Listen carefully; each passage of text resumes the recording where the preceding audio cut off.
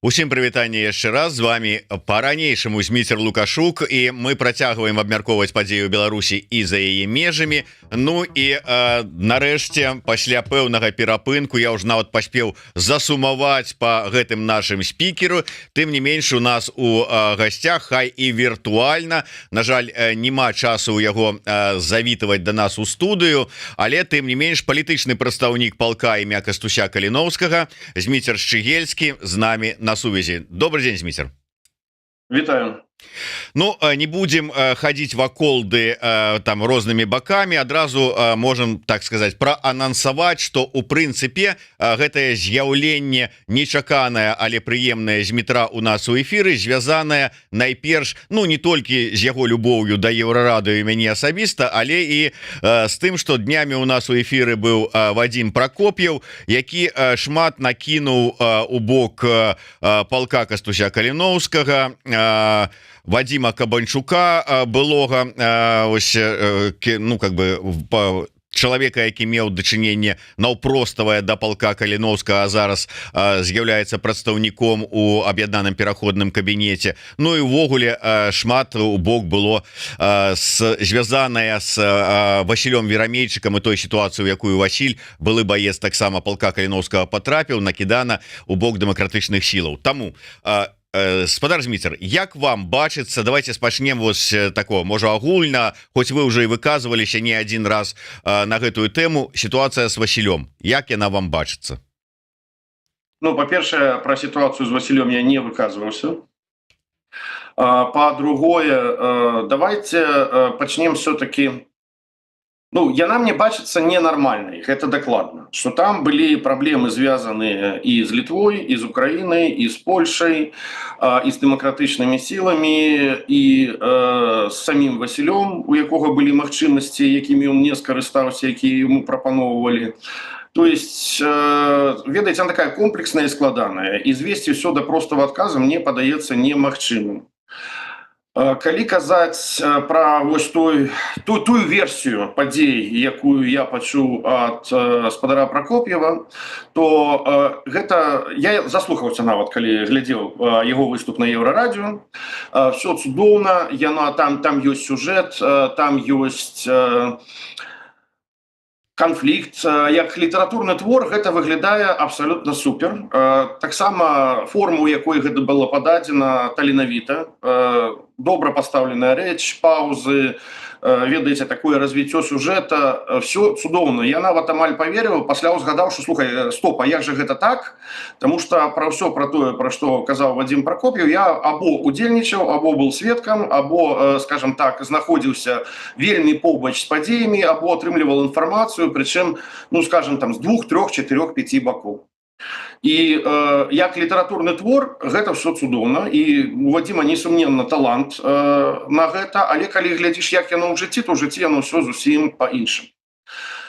І давайте пройдземся крыху па фактах, каб зразумець, што і як адбываецца, прычым не толькі да сітуацыі з Васілём, но і в сітуацыі, так сказаць, па жыцці.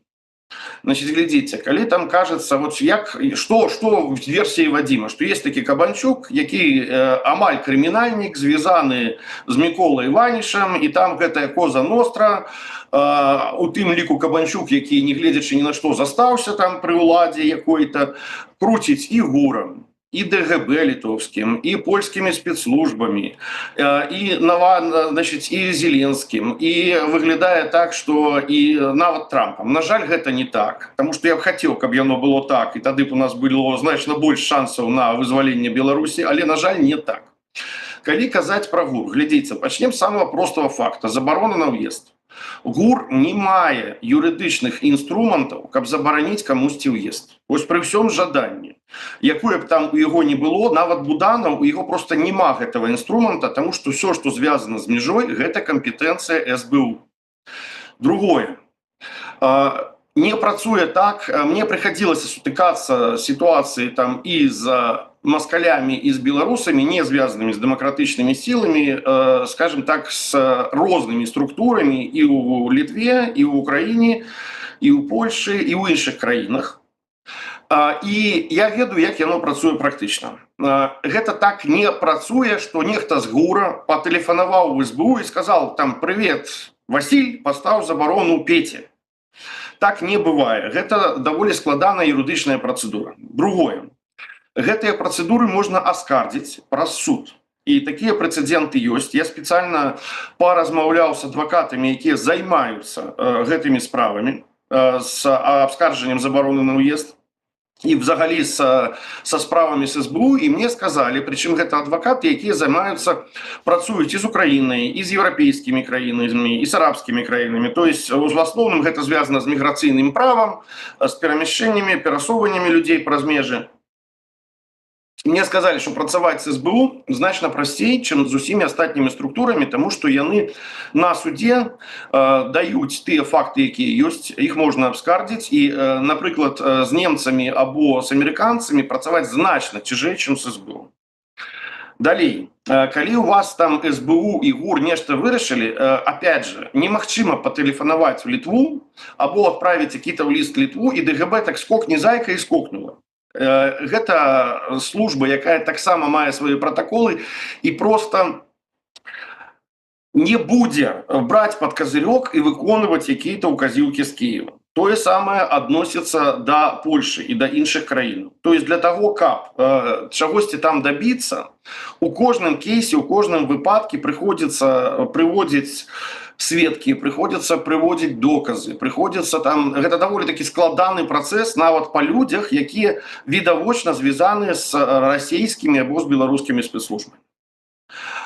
І вось так немагчыма. Далей Вадзім цудоўна ведае, што як і хто ставя забарону на ўезд, таму што у яго ёсць, як ён сказаў, самого забарона, яго быў досвед господи, там эта група, якая была аэраразведкі, якую ён пытаўся зарганізаваць у свой час. І таксама ён сутыкнуўся з забаронамі на ўезд для тых людзей, якіх ён пытаўся заводзіць. І ён ведае, што гэта СБУ, а не ГУР, і так не працуе. Ну і наконец, з таго досведу, які ў мяне ёсць, звычайна на зусім пустым месцы нічога не ўзнікае. Давайте далей. Калі казаць пра, напрыклад, сустрэчы з ГУРам. Я не скажу, першае, Вадзім не быў асноўным чалавекам, які ажыццяўляў камунікацыю з ГУРам. І гэта у палку, ну, па крайней мере, тыя, хто завязаны на гэтай камунікацыі, цудоўна ведаюць. Не давялося быць на адной сустрэч, і на такіх сустрэчах асабістыя справы байцоў не абмяркоўваюцца, таму што там, ну, асабліва, калі гэта сустрэча на сур'ёзным узроўні, не з шараговым прадстаўніком ГУРа, які нічога не вырашае, а з кімсьці больш сур'ёзным, то там абмяркоўваюцца пытанні там, на 2, на 3 парядка вышэйшыя. Звычайна гэта вельмі абмежаваны час, гэта вельмі такая насычаная праграма, і ніхто не і просто калі вы паспрабуеце, а мне не нравится Петя, мне ёсць якія-то падазрэнні ў яго бок, на вас просто будуць глядзець як на вельмі дзіўнага чалавека, мякка кажучы. Там абмяркоўваецца звычайна, ну, пытанне, па крайней мере, з майго досведу, там на 2 парядка вышэйшыя. Такім чынам, вось по жыццю і па практыкі, і больш за тое, по таму, што адносіны паміж ГУРам і СБУ, я б не сказаў, што яны варожыя, но яны скорее канкуруючыя. Як у любой краіны розныя спецслужбы, яны не працуюць так, што вось адна спецслужба аддае загады другой, і другая адразу іх выконвае. Ну вось гэта коротко, калі казаць пра тую версію, якая была выказана. То есть, яшчэ раз, і вось кіно па гэтаму зняць магчыма, і нават серыял, і, наверное, ён будзе цікавы, но калі ведаеш, як гэта адбываецца, то разумееш, што яно не так, яно не можа так быць, таму што, ну, не заўсёды ўсё ў жыцці лагічна, нават калі у мастацкім творы гэта выглядае, і нават таленавітым мастацкім творы гэта выглядае лагічна.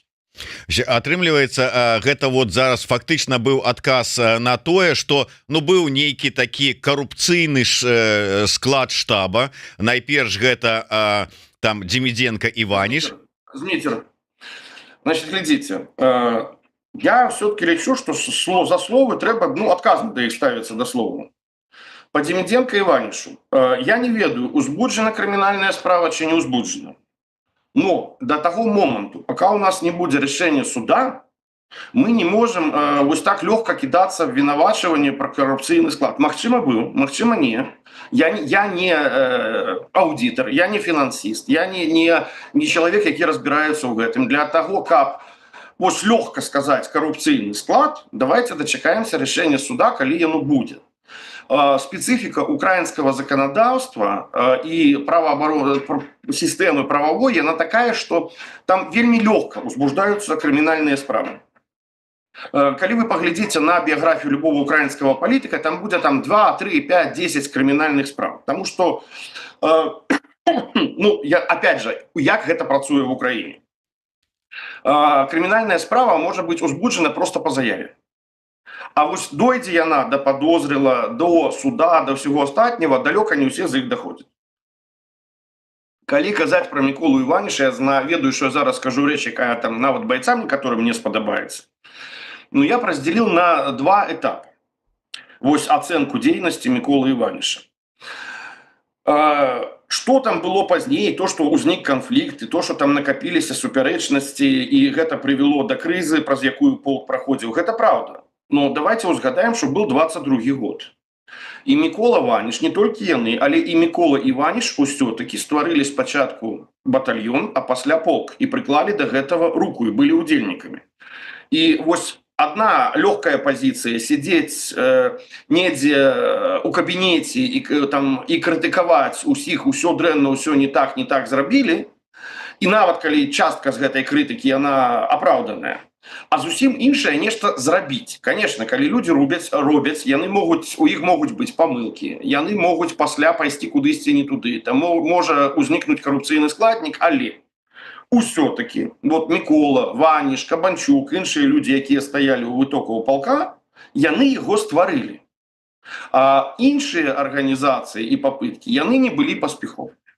И давайте вот про гэта таксама памятаць, нават калі пасля там Микола Ваніш зрабілі памылкі, я лічу, что были памылкі, но давайте не рабіць вот все або чорнае, або белое, або мы гэтага человека любим, або ненавидим. Потому что на 22-23 год, все-таки им удалось гэта зрабіць у тым ліку Кабанчуку. А вот что было пасля, давайте дочекаемся решения суда. Я прошу прабачэння, что вас перебил, но без решения суда просто так криминальные, коррупцыйные, гэта такой крыху лукашизм, как про колькі там чемоданаў кампрамата было, памятаеце, і гвоздзікі Шушкевича. Ну так, не, у дадзеным выпадку не я сцвярджаў дадзенае як факт і не там не спрабаваў, каб вы пракаментавалі і сказалі ёсць ці няма. Я как бы звяртаўся да, агульна хацеў падаць словы Вадзіма Прокоп'ева, які сцвярджаў, што вот там былі нібыта нейкія там темные справы, скажем так, за якімі по яго словах стаяў Ваніш, Демиденко і нібыта меў дачыненне да іх Кабанчук, а Васіль Верамейчык можа быть быў супраць гэта, хацеў выкрыць, ці яны былі там супраць яго настроеныя, і яны здолелі на яго накласці там не праз нейкія свае контакты у гуры там ці яшчэ дзе вот дамагчыся забароны на ўезд. Вось вы зараз фактычна сваімі выкладкамі сказалі, што такая ситуация была наўрад ці магчымая. Мне просто приходится заниматься тем, что завозят белорусов в Украину. Мне приходится заниматься узгаднением там приезда, например, коли это была конференция Острожского, коли это была конференция полковая. Як приезжают люди. Приходится заниматься этим решением. Я практично сутыкаюсь с тем, як яно працуе. Мне приходилось заниматься там решениями про людей, еще раз скажу, не связанных с белорусской оппозицией, хутчэй за все связанных с КДБ, з рознымі структурамі, і яно так не працуе і ніколі не працавала, тому што добра, Украіна там вся коррупцыйная, хотя гэта не так на дадзены момант. Праблемы, конечно, есть, але гэта не трэба опять же лічыць, што вось оно так все лёгка робіцца. Другое, Літва, Польша. Гэта дэмакратычныя краіны з даволі устойлівай прававой сістэмай. І там немагчыма просто па званку кагосьці або па лісту, нават там Буданова, што ДГБ взял под козырек і сказаў: да, мы зараз все выканаем, у іх ёсць свае працэдуры, у іх ёсць як бы сістэма і абаснаванне всего чаго заўгодна, і яна даволі цяжкая. На мой взгляд, нават занадта цяжкая. Но гэта не нам вырашаць, якая павінна быць сістэма ў Літве або ў Польшы. Гэта справа палякаў, літувісаў, як і ў Украіне справа украінцаў. Ось каментатор под нікам якога чамусьці нашыя гледачы, мы-то не будем ніякіх там ярлыкоў вешаць, мы са Змітром гэта не любім, чамусьці заподозрили, что это Вадим Прокопьев под гэтым ником хаваецца. Але я прочитаю то, что написано. Все оправдания звучат жалкими. Если есть необходимость, ГУР всегда может заблокировать въезд через СБУ. Никакие жалобы или бюрократические процедуры этому не помешают. То же самое касается взаимодействия спецслужб Литвы и Украины. Для принятия решения достаточно устной информации. Оправдания Щегельского звучат крайне сомнительно. В таких случаях все зависит от наличия правильных контактов, как это было у Кабанчука. Вот такое меркование. Не працуе Решалова в Европе. Ну, не працуе. Просто. Я не ведаю, як з гэтым спрачацца, тому что гэта такая тэорыя змовы, якую немагчыма нічым аправернуць. Пры гэтым я кажу, спасылаючыся на свой асабісты досвед, нет, вось ёсць правільныя контакты. Ну, еўразвяз гэта не Беларусь, дзе Лукашенко або Церцель можа камусьці патэлефанаваць і все вырашыць. Яно так не працуе. Я не ведаю, што здесь яшчэ можна на гэта адказваць, тому что, далей, вось калі я вам параю Алеся Михалевича запросіць, у яго ёсць досвед па працы з рознымі, скажем, структурамі і службамі, і задаць ему гэтае пытанне, тому что яшчэ раз, у нас ёсць праблема, у тым ліку у беларускай апазіцыі значная, што з якой я таксама асабіста сутыкаюсь не толькі ў дадзеным кейсе, а взагалі, што вот вельмі лёгка сидзець і крытыкаваць. Прычым вельмі лёгка, ведаеце, быць аналітыкам. Пры гэтым нават аналітык, які можа казаць цудоўныя рэчы. Яны 100% правільныя. Яны 100% як бы маюць рацыю. Но ідэальныя ідэі працуюць у ідэальным свеце, а мы жывем у рэчаіснасці, якая не ідэальная. І зачастую, каб нешта зрабіць, прыходзіцца ісці на кампрамісы. Недзе у чымсьці здвигацца ў якісьці бок. Трэба падтрымліваць адносіны ў камандзе, таму што калі ты адзін, ты нічога не зробіш. Адносіны ў камандзе ў любой, гэта заўсёды якая-то частка кампрамісаў, нават гэта кампанія. Я ўпэўнены, што у тым жа Еўрарадіо вам таксама прыходзіцца недзе калісьці з кемсьці як-то дамаўляцца, ісці на якія-то кампрамісы і на асабістых адносінах, і на працоўных, для таго, щоб каманда працавала як каманда. Частка людзей, ну вось, якія проекты, якіх не ўзлетаюцца, зато вось крытыка цудоўная. Причем весь тут была критика не только у бок полка Калиновского, там было и по координационной раде. Я скептично ставлюсь до координационной рады. Я не выдвигался, не спробовал выбираться, але як бы, люди нечто спробуют робить. То было в об'єднаний переходный кабинет, на офис Тихановской. Была фактично провокация у бок Украины, что меня вельмі напружила, калі что вось Падаляк не так працуе, Украина не то робіць, з беларусамі нічога не атрымліваецца, Кізім вообще чуть ли не профануе. Ну гэта де-факто спроба зруйнаваць адносіны паміж беларускімі дэмакратычнымі сіламі і украінскім бокам. Украинцы, ну, слухайте, я опять же не хочу казать, что это добра, это дрэнна, но ёсць тое, что ёсць. Яны люди эмоцыйныя. Яны люди такие, якія вельмі балюча рэагуюць, калі іх спрабуюць прыніжаць. І вось такі выпад, я лічу, что гэта правокацыя. Притым, по таким варианте, что, ну вось, у мяне не атрымалася з Украінай, так не доставайся же ты никому, як у расійскім класіку. Ці ёсць праблемы? Ну, канешне, ёсць. Но тое, што, напрыклад, кізім там не як там Вадзім сказаў, адбывае нумары або там нешта падобнае. Ну, Ну, опять же, Вадзім, наколькі я ведаю, у Варшаве, калі не памыляюся, но дакладна не в Украіне. Я большую часть ён дзесьці у вас там на суседняй вуліцы. ну, на соседней улице, ну, неважно, но я с 22 года провожу в Украине больше, чем за межами Украины по часе. Я там контактую с Кизимом и працую з ім, ну, часом 2 раза на тыдзень, 3 раза на тыдзень, может быть, 2 разы на день. Ну, бывает там раз на 2 тыдні, в залежности от того, як развиваются обставины. И я бачу, что человек докладно працуе, что его душа болит за Беларусь. А вось калі ты недзе там далёка і здалёка назіраеш і пасля кажаш, ах, Кізім нічога не робіць, ну, слухайце, ну, я опять не ведаю, што на гэта сказаць. Як літаратурны твор, для того, каб гэта добра выглядал сюжет, каб там былі какие-то супярэчнасці, развіццё сюжета, такі прыём, ён окей, но у палітыка не літаратура ўсё-таки і не бізнес. І таму гэта мне падаецца вельмі такі дрэнны падыход і небяспечны падыход, тому что гэта правакацыя для того, каб пасварыць. Там же был выпад і на Падаліка, і на офіс прэзідэнта, і на всю украінскую сістэму. Пры гэтым, калі у тебя няма асабістага досведа, ну ты все ведаеш, ну я не ведаю, што сказаць у такім выпадку. Ну что ж, але спадар Зміцер, вы не, может быть, пасля ўсіх гэтых, як шум пачаўся, все ж таки я разумею, что вельмі часто, ну дакладней заўсёды, у прынцыпе, адпаведныя структуры не паведамляюць пра прычыну прыняцця таго ці іншага рашэння. Там у дадзеным выпадку гаворым пра забарону на ўезд верамейчыка. Не спрабавалі даведацца там нейкім чынам па там каналам магчымым, што ж стала нагодай? Зміцер, слухайце, такія пытанні трэба задаваць адвакату, які працуе з кліентам, які можа нешта сказаць, можа не сказаць.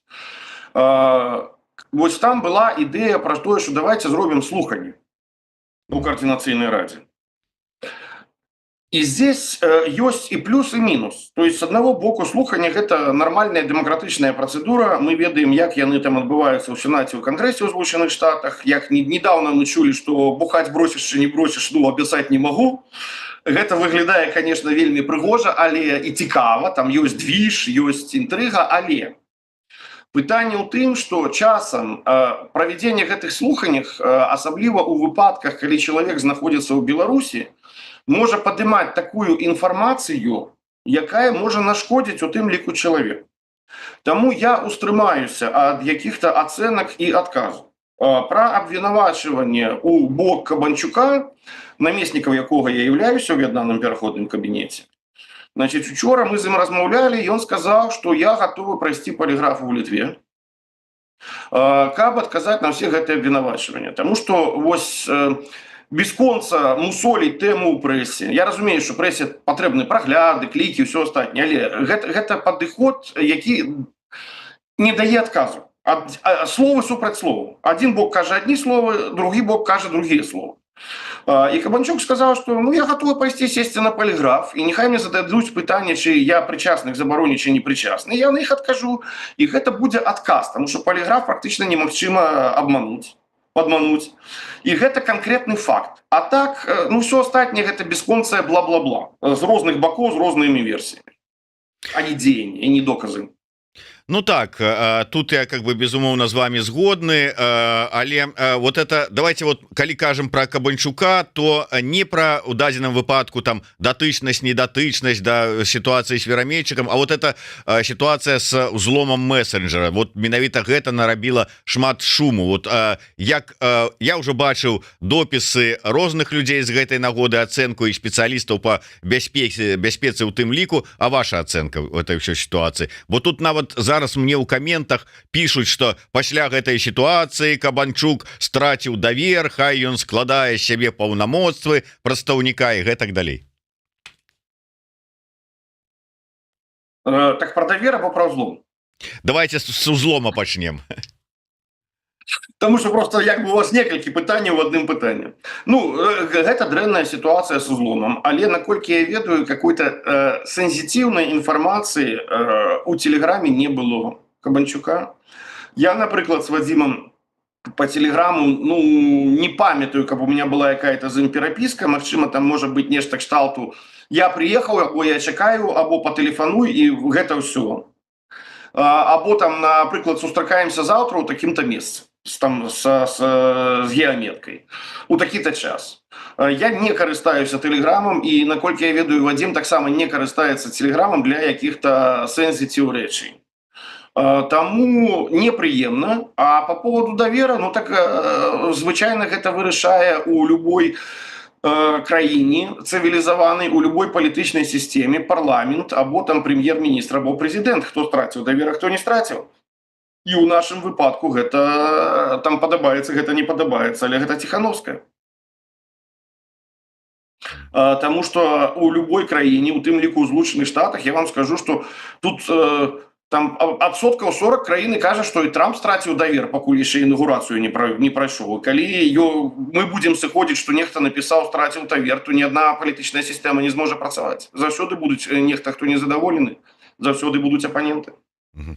Дарэчы, вось нам мне нагадваюць гэты момант нашыя гледачы, і сапраўды вот мне цікава ваше меркаванне. Калі мы закранули з Прокоп'евым тэму таго, што ж рабіць зараз у сітуацыю з Верамейчыкам, ён-то правильно сказаў, што зараз вызваліць Верамейчыка мы можем толькі разам з вызваленнем краіны. Але вот яго прапанова, каб все ж таки дамагчыся, каб Украіна дала ему грамадзянства і ўключила в абменны спіс. І вось зараз мяне пытаюцца ўсё ж таки, ці магчыма гэтага дамагчыся, і ці гатовы вось сам, скажем, Шчыгельскі зрабіць усё магчымае для гэтага, ён альбо кіраўніцтва палка Каліновскага. Слухайте, я, шчыра кажучы, стомлены ад гэтых ідэальных ідэй, таму што ёсць сітуацыя з двумя палоннымі з палка, якія знаходзяцца у палоне ў Расійскай Федэрацыі, якія былі ўзяты ў палон на поле боя. І гэтую сітуацыю ніхто не забыў, і ей займаюцца. І я разумею, наколькі цяжка у дадзеных выпадках, ну, опять же, практычна гледзячы на рэчы, як яно працуе насамрэч, давесці украінцам. Разумеете, что значит обмен? Значит, калі уключаюць у список обмена беларуса, значит, у гэты спіс не попадзе які-то украінец. І украінцаў узнікае пытанне, ну добра, тых, кого взяли на поле боя, гэта яшчэ як бы куды, туды-сюды, як бы, ну, зразумела, яны вайсковаслужбоўцы. А калі мы кажам, як я чуў пра палітзневоленых, пра ўсіх астатніх, давайте включаць у спіс.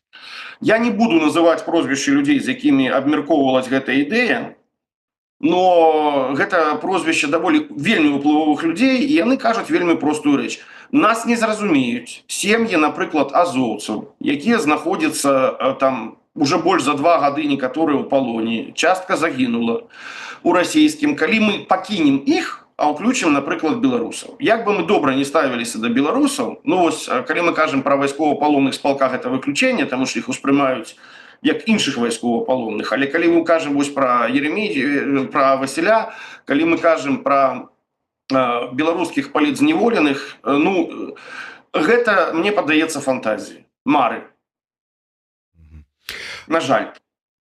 Я разумею, што нам гэта баліць больш, але, опять же, сыходзячы з таго, што нам трэба ж разумець і іншы бок. І іншы бок кажа, слухайце, у нас ёсць свае, і яны будуць у прыярытэце.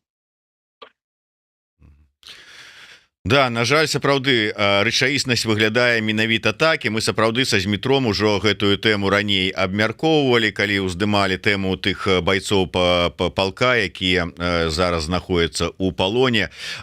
Зміцер, я разумею, што не пра ўсё вы можете гаварыць, вы ўжо таксама папярэднія разы, калі я вас пра гэта пытаўся, там да кіраўніцтва палка скіроўвалі, там да дзядзькі Шурмея, там ці яшчэ што, але ўсё ж таки вот па выніку таго, што зараз агучвалася, там прэтэнзіі, якія выказваліся, ваша ацэнка таго, што сёння адбываецца ў палку?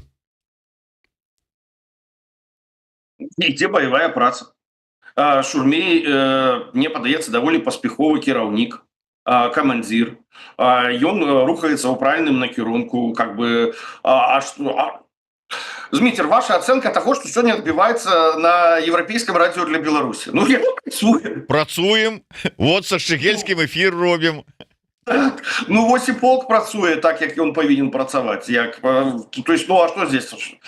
А калі ёсць жаданне пра вайсковыя рэчы, то гэта не да мяне, я не буду каментаваць. А калі казаць пра палітычны складнік, вы ж такі палітычны прадстаўнік у гэтым накірунку, што робіцца? Ну, в гэтым накірунку, я думаю, што будзе ў бліжэйшы час развіццё руху каліноўцаў. Таму што ёсць неабходнасць раздзяліць палітычнае і вайсковае. Да, про гэта таксама. Вадим, я не люблю рабіць анонсы, разумееце, вось сидзець, а трэба тое, а мы зробім тое. Ну, калі навіна, гэта тое, што адбылося, што уже здарылася. А все остальное гэта або прапаганда, або піар. Ну, ці прэзентацыя. Ну, прэзентацыю трэба рабіць, калі ёсць вось канкрэтная рэч, якая адбываецца ў адпаведны час у адпаведным месцы. Я думаю, што будуць навіны па руху Каліноўскага. Каліноўцы, зразумела. Ну што ж, я думаю, што мы тут па гэтым пытанні збольшага далі адказы. Я хацеў бы ваше меркаванне, Зміцер, яшчэ па іншых пытаннях пацікавіцца. Па-першае, калі давайте не адыходзіць далёка ад тэмы Украіны, ўсё ж таки вось гэтая тэма магчымых мірных перамоваў Украіны па Украіне, яна застаецца вельмі актыўнай, і калі кажам пра беларускі бок, то шмат дыскутуецца, якім чынам можа ці будзе, кім можа быць прадстаўленая Беларусь на гэтых перамовах. Вот як вам гэтая ўся сітуацыя бачыцца? Ці магчыма ўвогуле прысутнасць беларускага боку на такіх перамовах? Значит, глядзіце, перамовы гэта вельмі агульны тэрмін. Перамовы аб чым? Калі гэта будуць перамовы аб спыненні агня і замарозкі канфлікта, то беларусам там просто няма чаго рабіць. Но праблема ж не ў гэтым. І гэта прызнаюць, ну, і украінцы гэта прызнаюць, і расейцы пра гэта кажуць, і Лукашенко пра гэта кажуць, і еўрапейцы пра гэта кажуць, што ялцінская сістэма не працуе, яна дэ-факта зруйнавана, і трэба будаваць якую-то новую сістэму бяспекі. І тогда гэта будуць перамовы не просто пра запыненне агня або замарозку канфлікта, а гэта будзе мірная канферэнцыя, як у свой час пасля вялікіх войн яны адбываліся, где выбудоўваецца якая-то новая сістэма, па якой будзе жыць свет или як мінімум Европа. Вось, калі мы кажам пра такую канферэнцыю, то прысутнасць беларусаў, на мой погляд, там абсолютно неабходна, і дэмакратычным сілам, нацыянальна-дэмакратычным сілам беларускім трэба рабіць усё магчымае, каб яны там прысутнічалі. Хто там можа прысутнічаць? Слухайце, пакуль мне падаецца, могуць быць розныя варыянты. Як яно складецца, так складецца. І я разумею, што ідзе праца ў гэтым накірунку і з боку кабінета, і з боку офіса, і з боку палка. Так, і хутчэй за ўсё там будзе прысутнічаць Лукашенко. Як мінімум, наша задача, каб першае, пытанне Беларусі не вырашалі без Беларусі. Адпаведна, там павінна быць прадстаўніцтва Беларусі. І другое, каб калі там будзе Лукашенко, а ён дэ-факта кантралюе краіну і насельніцтва, і ён там будзе, калі гэта будзе гэтая канферэнцыя, калі нічога не зменіцца кардынальна да гэтага часу, калі яна будзе, потому что она можа быць, а можа і не быць. Можа быць варыянт, як з Кареяй, калі там колькі год прайшло 53-й, калі 54-й спынілі, ніякіх мірных перамоваў так і не было, просто замарозілі канфлікт. То тады наша задача мінімум, щоб не размаўлялі пра Беларусь без Беларусі, і другое, каб калі там будзе Лукашенко, каб там былі і нацыянальна-дэмакратычныя сілы, прадстаўніцтва. А якое яно будзе залежаць шмат ад якіх абставін. Ну, шмат... Далёка не ўсе гэтыя абставіны кантралюем мы.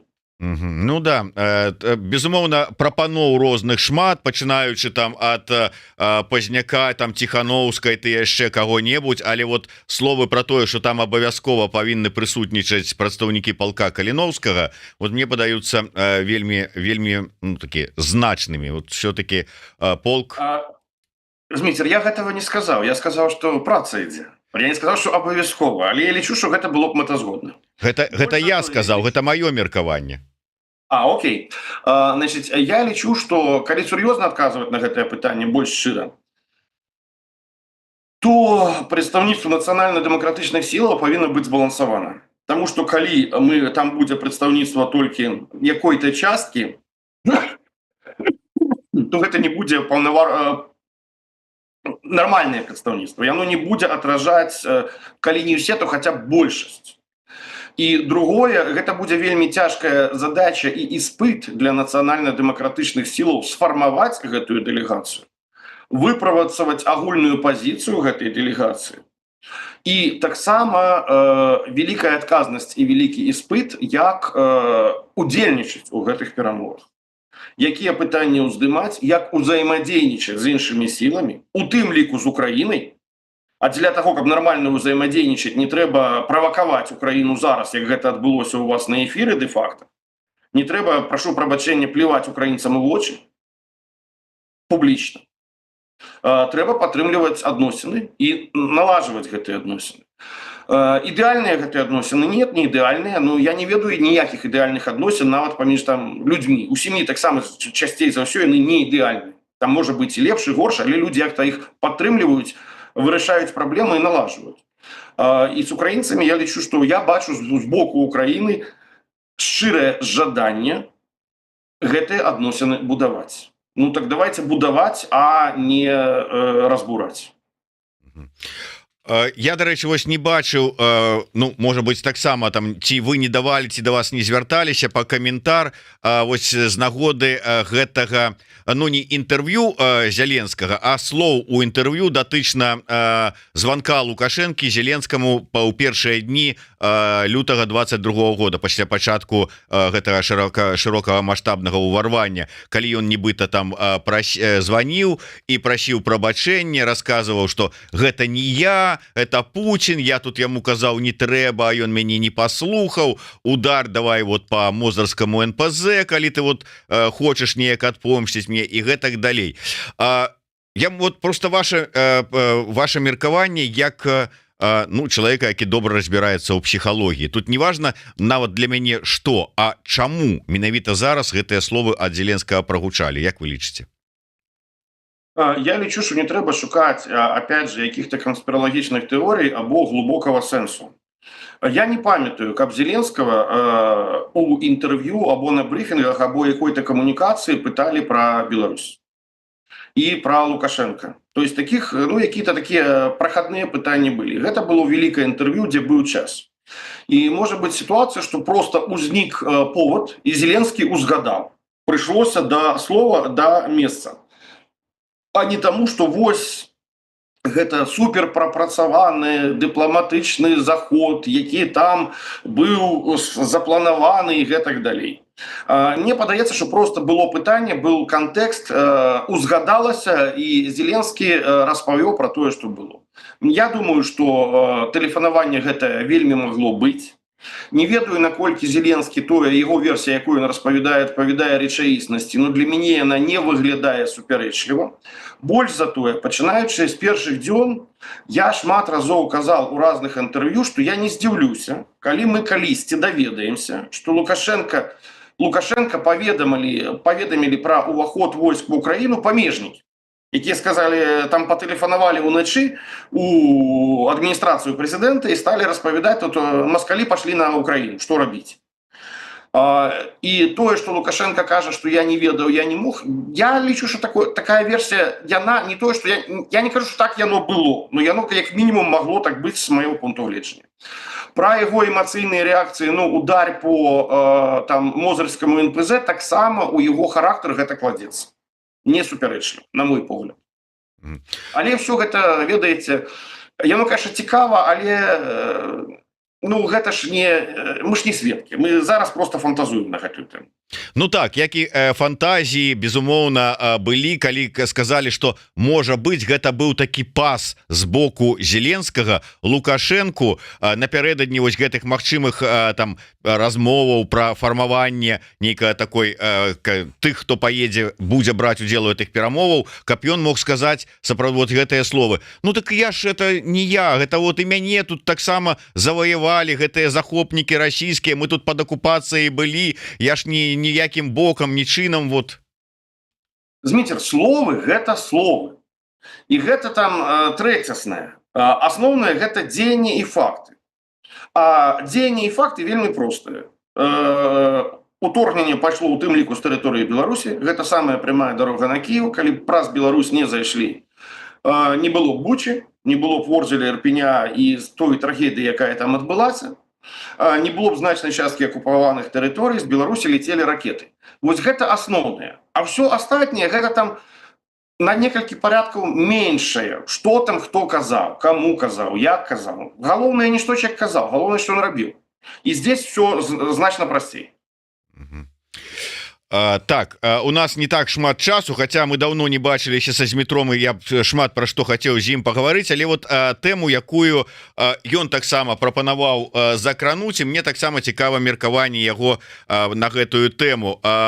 Ядерная зброя на тэрыторыі Беларусі, якой зараз працягваюць палохаць з боку Лукашэнкі, лукашыстаў, усіх, каго толькі не попадзя. Вось ізноўку там Хрэнін казаў, што мы тут час, калі якая-нибудь пагроза расійскай зброяй, як адкажем, уключна да ядернай зброі і гэтак далей. Ну і мы шмат пра гэтую тэму гаварылі з тым же самым Александром Фридманам, які кажа пра пагрозу, што з тэрыторыі Беларусі ядернай зброі будзе нанесены удар куды-нибудь по Варшаве, умоўна кажучы, і адпаведна удар-то в адказ будзе куды? По Беларусі. А Россия застанецца па-за межамі ядернага удара. Вось ваш погляд на ўсю гэтую праблему ядерную. На гэту праблему я б дадаў до таго, што вы кажаце. Вось я апошні месяц, амаль месяц у Штатах, здесь лёгка глядзець расійскую прапаганду. Я паглядзеў расійскую прапаганду і звярнуў увагу на тое, што яны даволі сістэмна узгадываюць у розных сваіх, так сказаць, у ведучых прапагандыстаў магчымасць выкарыстання ядернай зброі Лукашэнкам. Гэта аспект, прычым уражанне, што гэта не проста да слова прыйшлося, а што гэта па цемніках яны працуюць. Таму што аганька задору я не бачу, калі яны пра гэта кажуць. Такое ўражанне, што што трэба адбарабаніць, тое адбарабанілі, тое, што напісана. І гэта не проста адзін раз у кагосьці аднаго, а ўражанне менавіта, што гэта носіць сістэмны характар, кіраваны з боку расійскай прапаганды. Другая частка – гэта гістэрыка пра полк Каліновскага і пра добраахвотнікаў, беларускую вызвольную армію, якая таксама сістэмна развіваецца апошнім месяцам, што вось яны зараз уторгнуцца, што вось там, вы ж бачылі, там развернулі чагосьці ў Варшаве или в Польшы, зрабілі якія-то штабы і гэтак далей. Вы таксама з Фридманам гэта абмяркоўвалі. Так вось, мне падаецца, я вельмі з вялікай павагай і ставлю сюда гаспадара Фридмана, з вялікай цікавасцю гляджу яго эфіры, но здесь я бы не тое, што паспрачаўся, але крыху па-іншаму расставіў акцэнты. Мне падаецца, што па майму меркаванню гэта ўсё часткі адной справы, у якой ідзе інфармацыйная падрыхтоўка да магчымага, не значыць, што яно абавязкова будзе, выкарыстання ядернай зброі Лукашэнка. Но на мой погляд, это не будзе ни Варшава, ни Вільня, ни Лодзь, ни Беласток. Гэта можа быць, напрыклад, Чарнобыльская зона, дзе можна выкарыстаць тактычны ядерны боепрыпас невысокай мощнасці по зоне, якая де-факто адчуждзення, дзе нікога няма. Пасля выходзіць Лукашенко і кажа: а сейчас я вам покажу, што вось у гэтай кропкі был полк Каліновскага. При гэтым неважно, был он там, не было, кагосьці забілі, не забілі, тут зусім іншы падыход. Это ж доктрина Патрушева, дээскалацыя ці праз эскалацыю. Так вось, гэта будзе пераход абсалютна ў стылі Пуціна, які вельмі любіць усе гэтыя спецаперацыі, якія такія пад радарам. Ну гэта як бы удар, да, але ж гэта не я. Гэта Лукашенко. але ж там загінулых няма, але пры гэтым ядерная зброя выкарыстана, але ж пры гэтым чарнобыльская зона яна ўсё равно забруджаная, гэта нечыстае месца, але ж боепрыпас невялікай магутнасці. І вось у гэтай сітуацыі узнікае такая палітычная крыза, на якую, я думаю, не будзе вельмі цяжка даць адказ, у тым ліку і захаду, і Украіне. Ну, Украіне легчэй, ну вось захаду вельмі цяжка. А што нам рабіць? І ці разглядаўся гэты сцэнар, я не ведаю.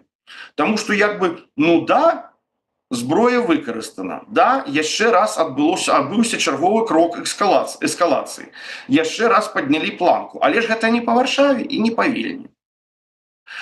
І вось менавіта для гэтага, мне падаецца, і вядзецца гэтая рыторыка, і гэтыя заходы, такая інфармацыйная накачка і падрыхтоўка і з боку Расіі, і з боку Беларусі. Беларускага рэжыма і яго прапагандыстаў, у тым ліку Лукашенка. Таксама вельмі цікава ваше меркаванне, ўсё ж таки, тым больш што вы, я не хацеў называць, вы самі сказалі, што вы зараз вось ужо апошні месяц знаходзіцеся ў Штатах, сочыце за тым, што там адбываецца пасля фактычна перамогі на выбарах Трампа, ведаеце, якія там ідуць месседжы палітычныя з боку яго прыхільнікаў і будучай адміністрацыі. Калі казаць пра беларускае пытанне, зараз мы побачылі інтэрв'ю, якое далі прапагандысцкія каналы з супрацоўнікамі Радыё Свабоды. Гэта Ігор Карней, гэта Ігор Лосік, Андрей Кузнечык, ну анансавана яшчэ інтэрв'ю і з грамадзянінам ЗША Юрасём Зеньковічам. Як вы лічыце, гэта падрыхтоўка да гандлю з Трампам, і ці спрацуе яна, калі гэта так? Я лічу, што гэта падрыхтоўка, гэта чарговы крок у спробах гандля. Гэта нават не падрыхтоўка. Ці спрацуе, я не ведаю, таму што не мне прымаць гэтае рашэнне будзе прымаць Дзярждэпартамент. З другого боку, ну, тут узнікае пытанне санкцый, але яно складана, і тут можна некалькі гадзін пра яго размаўляць. Я агулам за тое, што санкцыі трэба ўзмацняць. Але, напрыклад, такія санкцыі, як забарона на гандаль калійнымі угнаеннямі для Беларусі, я лічу абсалютна бессэнсоўнымі, таму што для Расіі... Окей, давайте так. Санкцыі трэба ўзмацняць і сінхранізаваць санкцыямі супраць Расіі. Таму што калі нешта забаронена для Расіі і не забаронена для Беларусі, гэта проста магчымасць для рэжыма зарабіць на гэтым грошы. З другого боку, сітуацыя, калі Расія мае магчымасць гандляваць калійнымі угнаеннямі, а Беларусь не мае, прыводзіць да таго, што беларускія угнаенні ўсё роўна прадаюцца праз Расію. Расія на гэтым атрымлівае свае грошы, і дэ-факта забарона для Беларусі на гандаль калійнымі удабреннямі дазваляе маскалям зарабляць больш грошай, каб фінансаваць вайну. То есть гэта тое выключэнне, па якому, напрыклад, санкцыі па калію было б, як мне падаецца, разумна зняць з Беларусі або ввесці супраць Расіі. Но супраць Расіі іх не введуць, таму што гэта зернавая сделка, гэта харчовая бяспека і гэтак далей, значыць, трэба здымаць з Беларусі. Ну і плюс якія-то магчымасці там, напрыклад, каб з'явіўся нехта з прадстаўнікоў Злучаных Штатаў у амбасадзе, я не кажу пра пасла. Тут таксама пытанне такое, яно і за, і супраць, як заўсёды, ведаеце, у жыцці і ў палітыкі, асабліва ў палітыкі, вельмі часта не бывае такіх абсалютна зразумелых адказаў. Яно добра ці дрэнна, трэба ці не трэба. З аднаго боку, гэта будуць казаць, што гэта частковае прызнанне Лукашенка, знешняя легітымнасць, таму што з'явіўся прадстаўнік Злучаных Штатаў.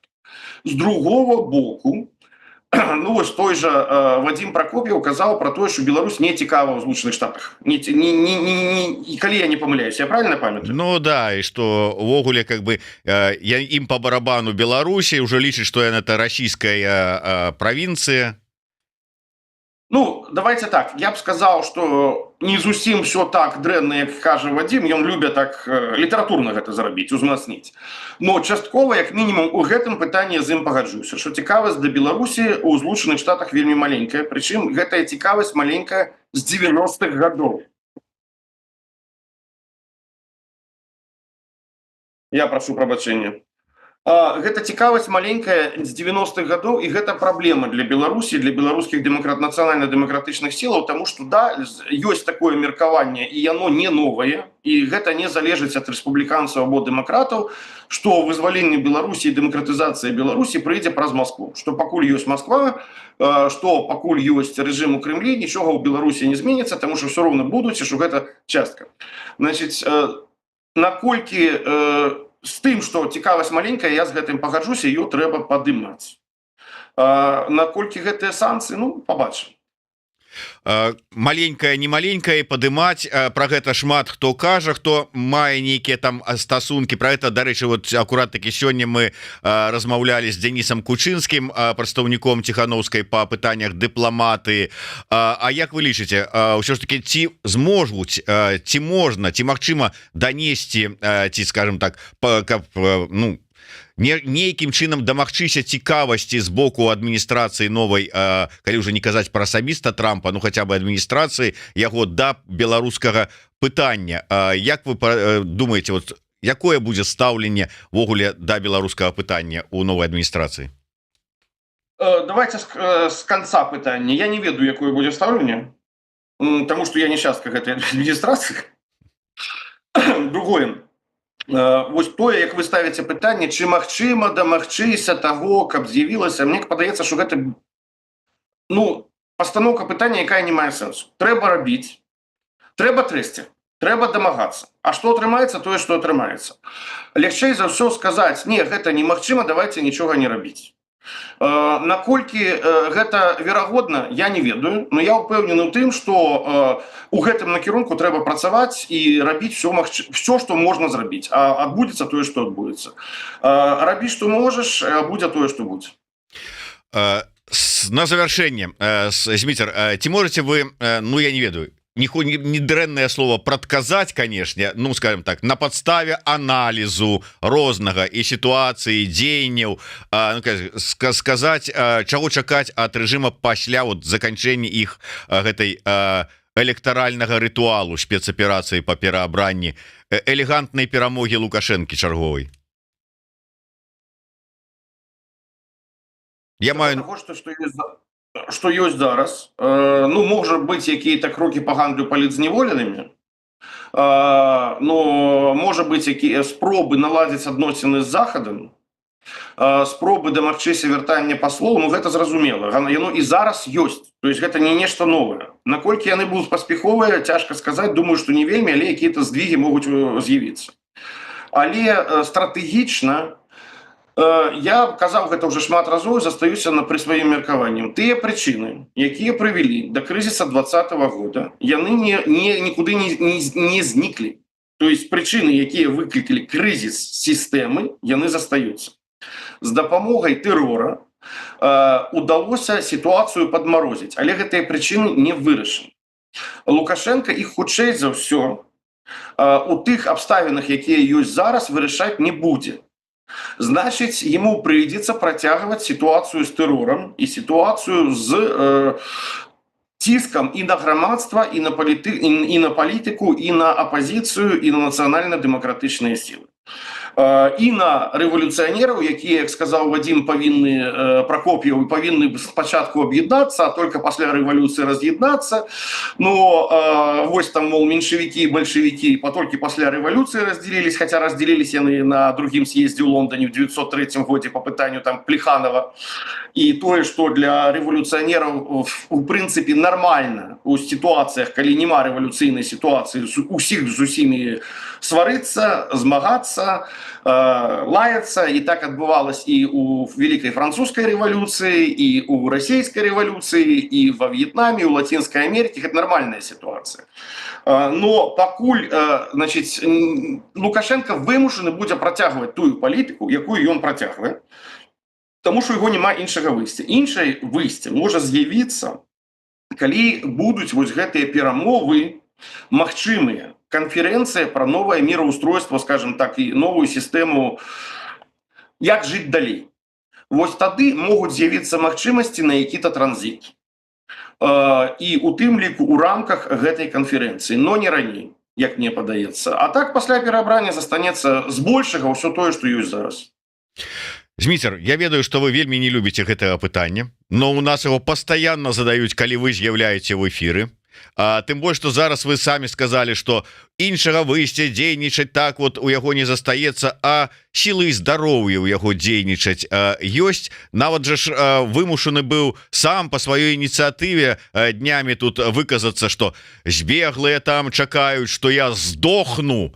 Так вось не, я не здохну. Ну не сказаў как бы, што я вас усіх перажыву, як Панікоўскі, але у гэтым сэнсе прагучала. І вось патрабуюць нашыя гледачы вашай ацэнкі як спецыяліста яго стану здароўя. Слухайте, я не могу зрабіць ацэнку яго стану здароўя. Адзінае, чаму я смеюся, тому што я памятаю все гэтыя пытанні, што ён заўтра памрэ, пачынаецца з 2001 года. Значит, 2001, 2006, 2010, 2011, 2014, 2017, 2020. То есть кожны раз, калі у Беларусі адбываюцца падзеі і спробы дэмакратызацыі, калі грамадства робіць якія-то там высілкі, каб змяніць сітуацыю ў краіне, і гэта не атрымліваецца, у людзей узнікае разачараванне і чаканне цуда, что вось будет суд, нейкая вышэйшая сила ўмешаецца і Лукашенко помрэ. Я памятаю і ситуацию, ну ты ж ведаеш, что его инсульт. С чего вы взяли, что его инсульт? Все ведают, что его инсульт. Погляди, там нешта неяк не так, я кажу, глядел, ничего не бачу. Ты ж ведаешь, что его цукровый диабет. И вось он зараз помирает от цукрового диабета. Я кажу, з чаго вы взяли? Ну, магчыма, ёсць цукровы диабет. Ну, з цукровым диабетом при сучаснай медицине его ёсць магчымасць карыстацца лепшай медицинай у свеце, живут десятигоддзямі и доживают до 100 гадоў и больше. Ты ж ведаешь, что его инфаркт. То есть я всех этих версий пачуў за апошнія 25 год, ну, разоў 10-12. Таму, значит, я б на гэта не вельмі спадзяваўся. Але люди смертны, горш затое смертны внезапно. И я, як лекар, могу сказать, что смертны усе, раней чи пазней, по физиологичных причинах, ён, конечно же, помрэ. Но вось гэтае спадзяванне, что голос не так, або уходит не так, ну, так само, ён кульгае. Ну, добра, я так само кульгаю апошнія 10 год. Люди кульгаюць усё жыццё і доживают до 100 с лишним год. И что? Вот. То есть я б на гэта асабліва не спадзяваўся. А тое, што ён так нервна рэагуе, ну, эмацыйны Александр Григорьевич вельмі заўсёды быў, застанецца і памрэ эмацыйным. Так, мы са Змітром дамовіліся, што не больш за гадзіну, но да гадзіны у нас ёсць 3 хвіліны, можна не 3 хвіліны, але Зміцер, ну не магу не спытацца тваё стаўленне да пашпарта Новай Беларусі. Вы маеце на ўвазе апошні варыянт, які як бы сувенірны? Да. Значит, маё стаўленне да гэтага пазітыўнае. Я б сказал, назваў его не сувенірным, а сімвалічным. Я прапанаваў больш за год назад пачаць такую історыю, тому что гэта не на дадзены момант. Я не кажу, что гэта я аўтар, я думаю, что шмат хто прапанаваў. Я ў тым ліку падтрымліваў гэтую ідэю, сам казаў, што трэба так рабіць. Мне падаецца, нават 1,5 гады назад, што, глядзіце, гэта такая сітуацыя, якая, вось гэты пашпарт, гэта сімвал, вось мне ён не патрэбны асабіста. У меня есть американский, я з ім спокойно езжу везде, то есть у меня нема праблемы перасячэння мяжы або карыстання дакументаў. Але я б его ўсё роўна взял, тому что гэта, як вам сказать, ну, якое-то дзеянне, якое кажа на ўзроўні дзеянняў, опять же, не словаў, а дзеянняў, что вот я падтрымліваю. І нумар моего паспорта, напрыклад, 0000 там 105. Вось я быў 105, хто падтрымаў. У кагосьці будзе там, ну я умоўна кажу, 1000, у кагосьці 20 000. У кагосьці там 100 000 пашпарт, вось гэты Новай Беларусі, які не дае магчымасці перасекаць мяжу, але ён паказвае дакумент, што я падтрымліваю гэтую ідэю, я падтрымліваю Беларусь. І сімвалы таксама яны даволі важны. І дзеянні, якія даюць магчымасць аб'яднацца хаця б дыяспаре, хаця б на вось гэтым сімвалічным дзеянні, я лічу, што яны карысны. Дрэнна, што гэта адбываецца зараз. Трэба было рабіць раней, но тым не менш, нават зараз лепш, чым нічога, чым ніколі. Вось такое пазітыўнае стаўленне і меркаванне у Змітра Шчыгельскага. Сапраўды шмат хто кажа, што да, сувенірны і плаціць за сувенір фактычна 100 еўра, маўляў, які ў гэтым сэнс. Ну вот калі ўсё ж такі казаць пра сімвалізм, то сапраўды гэта мае сэнс. А які сэнс у партыйным квітке? Ну, як бы с одного боку ніякага, а з другого боку, калі чалавек уступае ў партыю, ён атрымлівае партыйны квіток. І ў гэтым партыйным квітку ёсць нумар. І хто там быў першы, а хто 101, а хто 100 тысяч першы, гэта ёсць розніца. Гэта і за яго плацяць грошы, плацяць узносы. Ну, у некаторых партыях плацяць, у некаторых нет, ну, звычайна хаця б нешта плацяць. Падтрымліваюць партыю там якімі-то грашыма. І гэта, разумееце, я лічу, што гэта вельмі важна, таму што гэта дзеянне, не бла-бла-бла, не словы, а дзеянне, калі ты береш і нешта робіш, запаўняеш якія-то формы і дэманструеш гэтым у тым ліку і грамадству, і тым, каго ты лічыш сваімі паплечнікамі, няхай там у шырокім нацыянальна-дэмакратычным сэнсе, што ты адзін з іх, і ты разам з імі, і ты гатовы ахвяраваць на гэта грошы, час і якія-то высілкі. Таму я лічу, што гэта патрэбная рэч. Дзякуй вялікі. Я звяртаюся да ўсіх наших слухачоў і гледачоў, каб вы зайшлі, подпісаліся, не подпісаліся, але пачыталі тэлеграм-канал палка Каліновскага. Па-першае, вы будете мець інфармацыю про тое, што адбываецца ў палку. Па-другое, перыядычна полк звяртаецца да сваіх прыхільнікаў з пэўнымі запытамі наконт збораў, калі нешта тэрмінова там ці важнае патрэбна палку. Калі у вас ёсць такая магчымасць, ёсць такое жаданне, падтрымайце гэтыя зборы. Зараз я не даю спасылкі ні на які канкрэтны збор, але я папрашу нашага СММшчыка, каб даў спасылачку на тэлеграм-канал, на сайт палка Кастуся Каліновскага. Зайдзіце, паглядзіце, вырашыце самі, што для вас вось ужо ёсць. Працуем вельмі аператыўна, так што заходзьце, кай ласка, і глядзіце. Дзякуй вялікі. Я нагадаю, што з намі на сувязі быў палітычны прадстаўнік палка Кастуся Каліновскага Зміцер Шчыгельскі. Подписывайтесь на YouTube канал Еврорадио, каб не пропустить нашу наступную сустрэчу з ім. Я спадзяюся, что не апошні раз сустракаемся. Спадзяюся яшчэ на сустрэчу у студыі Еврорадио, як мы гэта любім. Хаця і так удзячны за тое, что знайшлі час до нас далучыцца. Дзякуй вялікі. Дзякуй за запрашэнне, дзякуй за магчымасць выказацца, таму што часам узнікае такая патрэбнасць. Ну і дзякуй за тое, што узгадалі пра полк Каліновскага, его каналы, его тэлеграм-канал, его сайт і за спасылкі. Таксама прыядноўваюся да просьбы да гледачоў, слухачоў і ўсіх людзей, у якіх ёсць магчымасць, каб з'явілася яшчэ і жаданне падтрымаць полк. Слава Украіне, жыве Беларусь! Жыве вечна і героям слава. І слава нашим байцам палка Каліновскага і не толькі палка Каліновскага, а ўсім беларусам, якія ваююць на баку Украіны. Да сустрэчы.